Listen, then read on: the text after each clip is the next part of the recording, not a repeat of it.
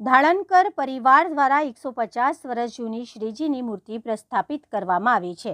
હાલ શહેરમાં રંગેચંગે ગણેશ ઉત્સવ ચાલી રહ્યો છે, ત્યારે શહેરમાં વિવિધ મંડળો સહિત ભક્તો દ્વારા પોતાના ઘરોમાં શ્રીજીની યુનિક પ્રતિમાઓ પ્રસ્થાપિત કરવામાં આવી છે। રાજમહેલ રોડ વિસ્તારમાં આવેલા કુમેદાન ફળિયામાં રહેતા ધાળનકર પરિવાર છેલ્લા 150 વર્ષથી શ્રીજીની 1 ફૂટની માટીની પ્રાચીન મૂર્તિ પ્રસ્થાપિત કરે છે, જે વિશે માલતી રત્નાકર ધાળનકરે જણાવ્યું હતું કે અમારે ત્યાં 7 પેઢીથી ગણેશ ઉત્સવમાં આ જ મૂર્તિ પ્રસ્થાપિત કરાઈ છે। મારા સસરાના પિતાના પૂર્વજો બાળપણથી આ મૂર્તિની પૂજા કરતા હતા।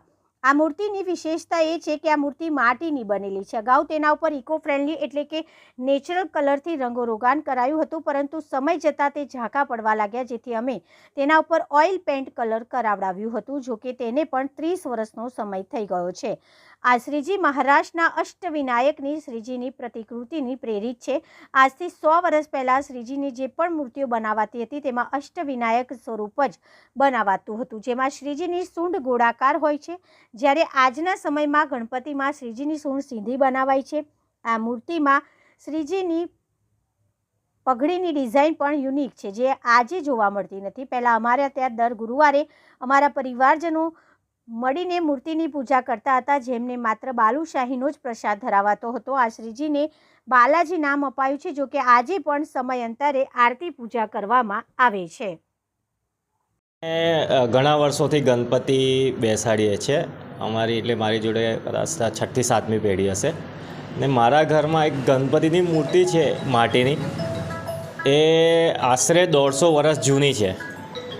એમાં મારા દાદા એવું કહેતા હતા કે એમના વડીલ જે હતા, મારા દાદાના ફાધર, એમને એવું કહેતા કે અમે નાનપણથી આ મૂર્તિની પૂજા કરીએ છીએ અને માટીની મૂર્તિ છે।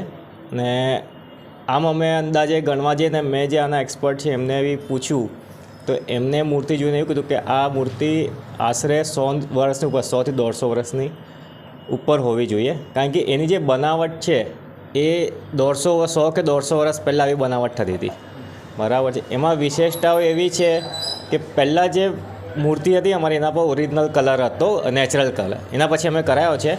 બીજી વિશેષતા એની સૂંઢ તમે જોશો ને તો આવી સૂંઢવાળી મૂર્તિ હવે કશે જોવા નહીં મળે। કોની પાસે જૂની મૂર્તિઓ હશે કે જૂની પથ્થરની મૂર્તિઓ હશે તો મળશે। બીજી એની પાઘડી, એની સ્ટાઇલ અલગ છે આખી, બરાબર છે। એની બેઠક, એ બેઠકની સ્ટાઇલ બી આખી અલગ છે। એના પર જે કામ કર્યું છે એની આંખો તમે જોશો ને તો જે ગણપતિ એટલે આપણે ગજ એટલે હાથીનું રૂપ કહીએ તો એની આંખો સેમ હાથી જેવી લાગશે તમને, એ ટાઈપની બનાવેલી છે। એની અંદર જે વાળની પેટર્ન લીધી છે ને ગણપતિના, એ પેટર્ન બી આખી અલગ છે, જો હવે આવી બધી જોવા નહીં મળતી। તો આવી અમુક વિશેષતાઓ છે। બીજું કે આ મૂર્તિની પૂજા અમારે ત્યાં પહેલાં દર ગુરુવારે એની પૂજા આરતી થતી હતી ને એમને પૂર્વજોએ એમને બાલાજી નામ આપ્યું હતું કે બાલાજી ગણપતિ કરીને એની પૂજા કરતા હતા। તો પહેલાંના જમાનાના લોકો મોટા ફેમિલીમાં રહેતા હતા કે દર ગુરુવારે બધા ભેગા થાય ને એમની પૂજા અર્ચના કરે, આખું ફેમિલી ભેગું થઈને।